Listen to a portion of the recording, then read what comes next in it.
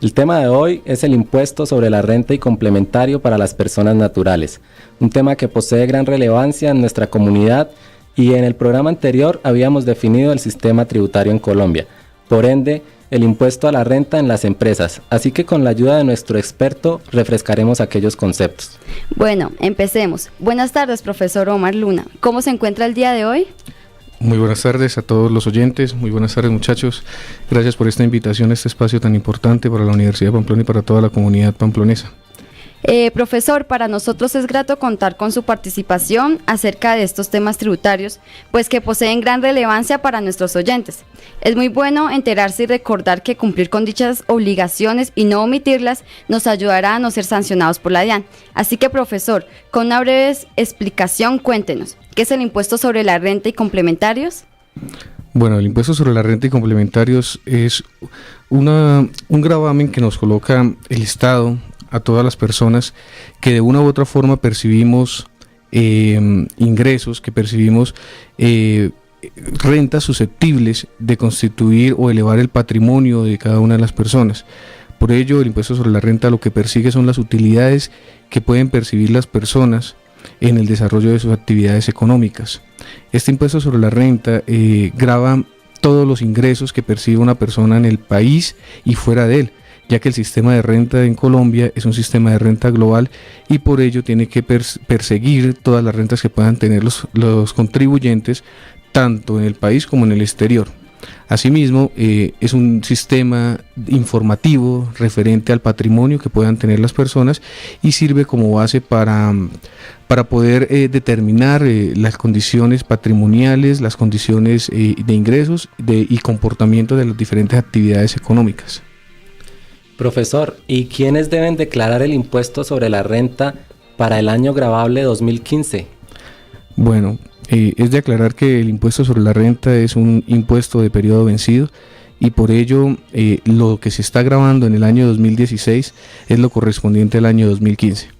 Por esto, lo que se va a mirar son los ingresos percibidos en el año 2015, el patrimonio poseído a 31 de diciembre del año 2015, los movimientos que haya tenido en cuenta de ahorros o corriente a 31 de diciembre del año 2015, asimismo las compras, los consumos que haya realizado mediante cualquier modo de pago y también aquellas que haya realizado mediante tarjeta de crédito. Todos estos conceptos no son, digamos que no son dependientes uno del otro, sino que con el cumplimiento de alguna de las condiciones que se da o con el incumplimiento de algunas de las restricciones que tiene el Estatuto Tributario en los artículos 594, 93 y 92, con el incumplimiento de cualquiera de estas características, ya las personas se vuelven obligadas a declarar renta. Para el año 2015, pues tenemos unos topes que no han variado en los últimos años, pero que representan pues referente al patrimonio, que son todos los activos que tiene una persona, sin descontar las deudas, porque hablas del patrimonio bruto, asciende a 4.500 este tope, 4.500 unidades de valor tributario, que representan para el año 2015 127.256.000 pesos. Frente a los ingresos son 1.400 VT que representan 39.591.000 pesos y frente a los consumos mediante tarjeta de crédito o compras por cualquier otro medio representan 2.800 VT que son 79.181.000 pesos. Por otra parte, el acumulado de las consignaciones, de las inversiones y de las depósitos bancarios que se lleguen a hacer no pueden exceder de 127.256.000 pesos, que son equivalentes a 4.500 VTs. Muchas gracias, profesor. Hay que tener claro que esto es muy importante que nuestros oyentes lo tengan presente y para que conozcan así de esta manera cuándo son contribuyentes de este impuesto. Y bueno, profesor, ¿qué responsabilidades adquieren las personas que cumplen con alguno de los requisitos anteriores? Bueno, el impuesto sobre la renta es un impuesto que se desagrega en dos obligaciones, por ello se llama impuesto sobre la renta y complementarios, ya que persigue no solo las rentas ordinarias que perciben las personas naturales, sino también las ganancias ocasionales que se pueden derivar de situaciones extraordinarias que se le presenten a los contribuyentes. Entonces, este impuesto realmente grava ejemplo, el salario de un profesor, grava los ingresos por venta de los comerciantes, grava cualquier, digamos, ingreso percibido por una explotación de un capital, como son los arrendamientos o los intereses percibidos por alguna inversión. Y asimismo grava situaciones extraordinarias, como lo mencionaba, por ejemplo, el ganarse una lotería, el ganarse un chance, el recibir una herencia, lo recibido por porción conyugal.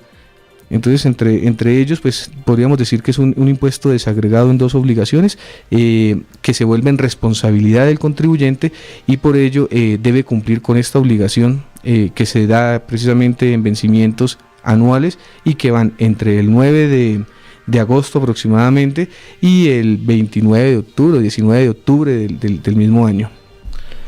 Profesor, hay que tener en cuenta que este impuesto grava a los residentes en Colombia. Entonces, ¿nos puede explicar quiénes son residentes en Colombia para los efectos fiscales? Bueno, es importante que se tenga que diferenciar el tema de residencia para efecto fiscal y para efecto, llamémoslo, comercial o mercantil. Nosotros en el campo tributario lo que tenemos que decir es que la residencia se genera o se origina a partir de la ley 1607, se definen criterios ya muy claros, en donde la residencia queda condicionada a términos de tiempo, donde se dice que una persona es residente a partir de los 183 días continuos o discontinuos de permanencia dentro del país. Esto pues bajo las recomendaciones de la OCDE, Organización para la Cooperación y Desarrollo Económico, a la cual pues Colombia quiere integrarse, y por ello pues adopta estas medidas que son de talla internacional, y con ello empieza a delimitar quiénes pueden ser considerados residentes para efectos de gravarlos solo en un estado y no generar doble tributación entre países. En este escenario, pues todas las personas que somos nacidas en Colombia y que permanecemos en Colombia, que tenemos nuestros activos en Colombia, que percibimos nuestras rentas en Colombia y que mantenemos a nuestras familias en nuestro país, pues somos residentes, de grosso modo diciéndolo. Bueno, profesor, y pues hay que tener en cuenta que las personas naturales se clasifican en diferentes categorías. Según el impuesto sobre la renta, ¿cómo se clasifican estas y en qué se diferencian? Bueno, pues son básicamente tres escenarios que se han delimitado para el impuesto sobre la renta.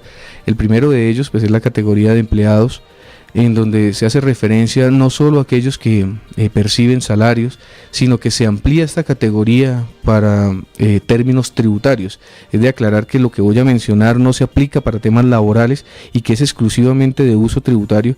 Por ello, las personas que ganan por honorarios, por comisiones y por servicios pueden llegar a ser categorizadas como empleados.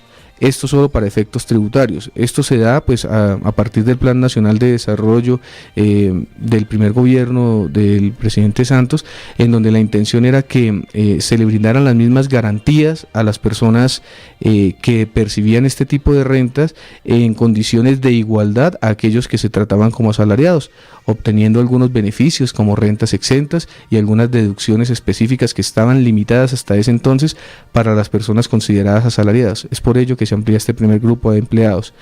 El segundo grupo que se da pues es el de trabajadores por cuenta propia.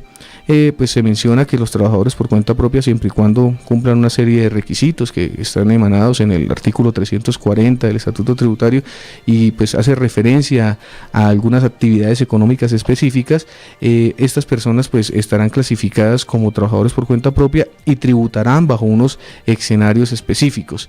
Y por último se habla de los otros contribuyentes, personas que por las condiciones establecidas para los empleados y por las condiciones establecidas para los trabajadores por cuenta propia no llegan a caracterizarse en ninguno de estos dos grupos y pues se consolidan en un grupo independiente donde siguen tributando bajo el sistema ordinario y tradicional que se venía manejando para las personas naturales. Gracias, profe. Entonces, ya sabemos que existe la obligación de declarar un impuesto de renta y que existen varias categorías en las cuales podemos clasificarnos. Ahora, ¿nos puede colaborar con cuáles son los sistemas de determinación de impuesto de renta y complementarios dispuestos para las personas naturales? O sea, ¿de qué manera nos permite la DIAN calcular este impuesto? Correcto. Bueno, esta es una pregunta muy interesante porque ya el impuesto sobre la renta no es el mismo que se manejaba hace unos años.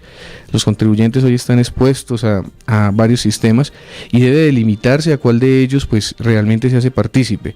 El primer escenario pues es el sistema tradicional o sistema denominado como sistema ordinario de renta, en donde la determinación del impuesto se hace con base en una depuración de los ingresos menos los costos y menos los gastos admitidos fiscalmente según el Estatuto de Rentas, y con base en ello se determina una utilidad fiscal, la cual es base de determinación para el impuesto. Esto con base en una tabla que maneja unos intervalos que son progresivos.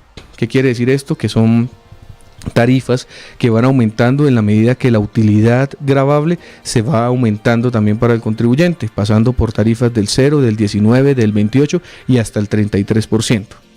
El segundo sistema que nos presenta hoy nuestro marco tributario es el denominado IMAN, Impuesto Mínimo Alternativo Nacional. Un impuesto que pues lo que busca o lo que su objetivo con el cual fue creado y pues con el cual el Estado lo que quiso fue garantizar que las personas no aprovecharan de manera exhaustiva como lo estaban haciendo antes de la ley 1607, que llegaran y aprovecharan los beneficios tributarios que se estaban presentando debido a la flexibilidad de la norma. Con ello lo que se logra es generar un impuesto que ya no grava las utilidades, sino que toma como base o como premisa el ingreso percibido, el ingreso neto percibido, y con ello, salvo algunos factores de depuración establecidos en el artículo 332 del Estatuto Tributario, que son limitados, que solo son aproximadamente 8 beneficios, con eso pues se llega a una renta gravable alternativa, y con ello lo que se hace es que pues los ingresos se van a gravar de acuerdo a unos intervalos que se ubican de manera progresiva en este impuesto mínimo alternativo. Y por último se da un impuesto mínimo alternativo simplificado, que es el tercer medio de determinación de este impuesto, y con el cual lo que se busca es que las personas de manera, llamémoslo voluntaria, se acojan a un sistema un poco más oneroso de determinación del impuesto, y con ello pues contribuyan un poco más, pero les otorga el beneficio de que su declaración pueda quedar en firme dentro de términos inferiores a los que normalmente adquiere firmeza una declaración tributaria. Bueno, profe, usted nos está comentando acerca del IMAN. Entonces, respecto por ejemplo, si soy empleado y mi impuesto de renta y complementarios calculado por el sistema ordinario es mayor al impuesto de renta calculado por el sistema IMAN, ¿cuál debo pagar? Bueno, el impuesto mínimo alternativo es un sistema obligatorio y presunto. Esas son las dos características que tiene. ¿Qué indica ello? Pues que el sistema IMAN, si determina un mayor valor, este debe ser el que se debe pagar a la Dirección de Impuestos y Aduanas. ¿Qué quiere decir? No es el menor valor entre el sistema ordinario y el IMAN, sino el mayor valor entre estos dos sistemas. Gracias, profe. El Estado siempre nos da formas de disminuir estas bases de retención para algunos impuestos, así como las rentas exentas o las disminuciones. En el impuesto de renta sucede lo mismo. ¿Qué conceptos se pueden considerar a favor de los contribuyentes para dicha disminución? Bueno, pues este aspecto pues realmente nos llevaría, creo que una semana tal vez desglosarlo, pero pues básicamente lo que se puede categorizar es de acuerdo a los mismos grupos. Lo que se debe mencionar es lo siguiente.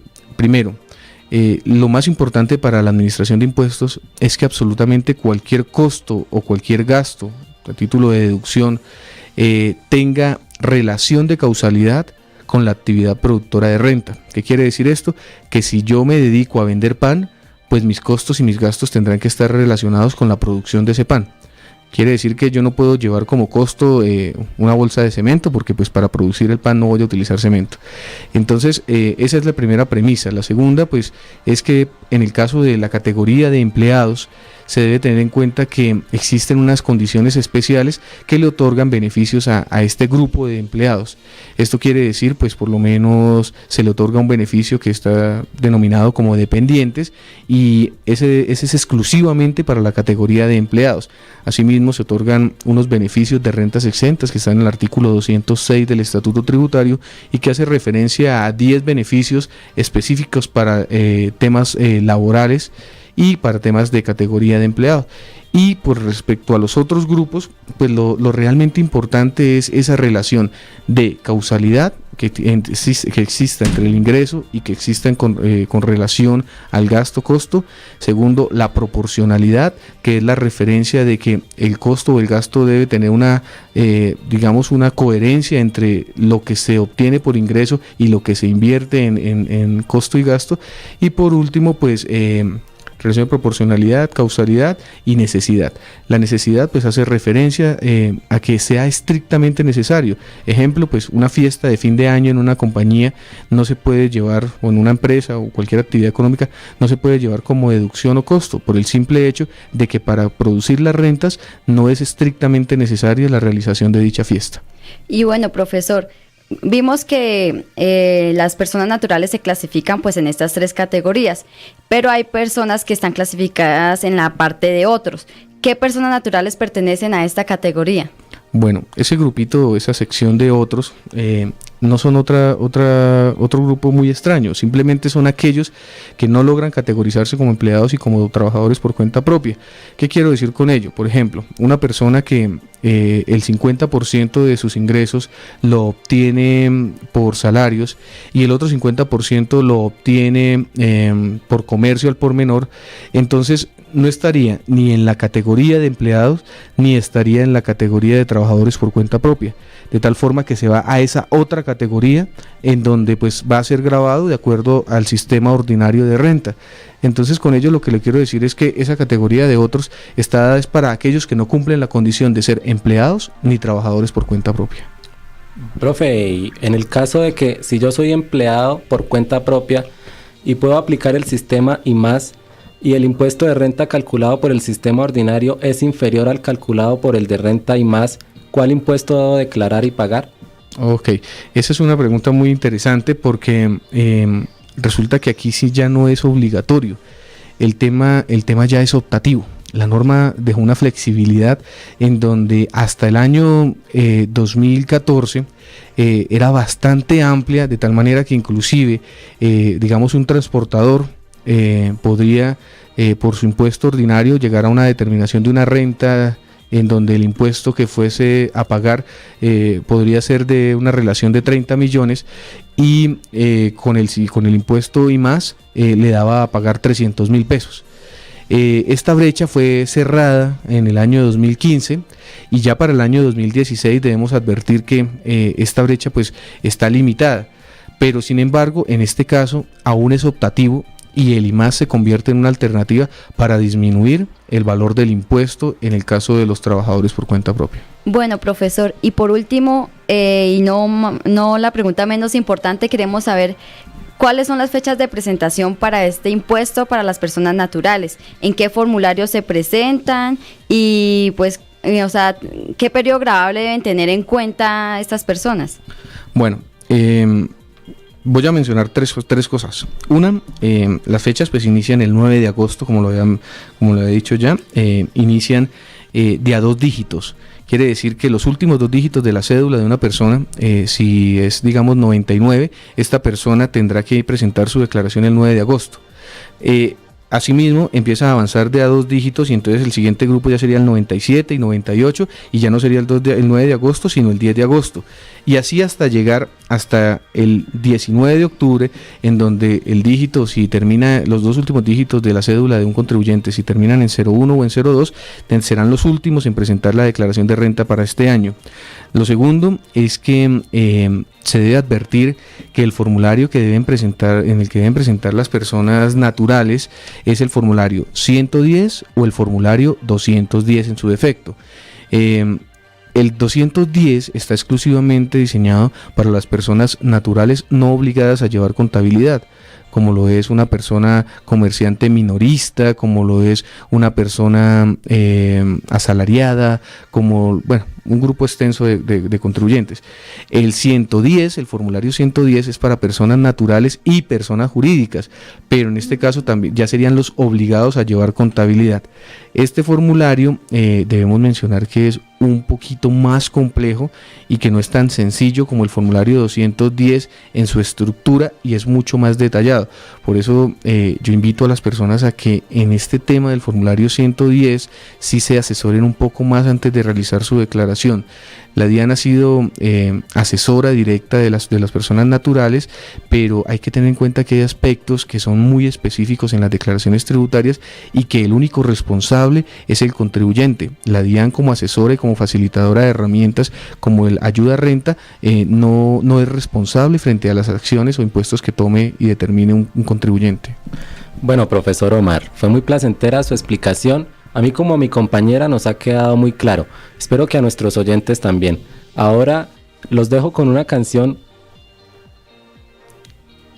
Eduardo, si me permite, yo sí quisiera culminar mencionando, antes de que cerremos este espacio, que para este año, como bien lo mencionaba, los límites del impuesto sobre la renta pues siguen estándar como venían manejándose, pero día tras día la Dirección de Impuestos y Aduanas tiene un mayor control de la información que a ella le llega. Entonces, ¿qué quiero decir con esto? Las personas muchas veces o hasta cierta fecha habían venido tomando de alguna forma muy sencilla y muy peculiar la obligación, teniendo en cuenta que la DIAN no tenía todavía el procesamiento de la información que se cruzaba por terceros. Hoy la información de las personas naturales se nos volvió mucho más específica y con ello lo que estamos logrando es que la DIAN cada vez tenga mayor control. La invitación es a la comunidad para que se haga partícipe dentro de este proceso y entienda que esto puede tener repercusiones si no se hace a tiempo. Y por último, lo que quería mencionar es que el hecho de declarar no significa pagar. Las declaraciones pueden ser informativas. Bueno, queridos oyentes, así culminamos con nuestro tema del día de hoy acerca del impuesto sobre la renta y complementarios. Agradecemos a nuestro experto en el tema, Omar Luna, por su tiempo, sus aportes y su conocimiento. Con ello pudimos colocar en aviso a nuestros oyentes para el cumplimiento de la obligación tributaria, la forma oportuna y cómo evitar sanciones. Así es, queridos oyentes, y ya saben, los esperamos todos los miércoles a las 3:30 de la tarde.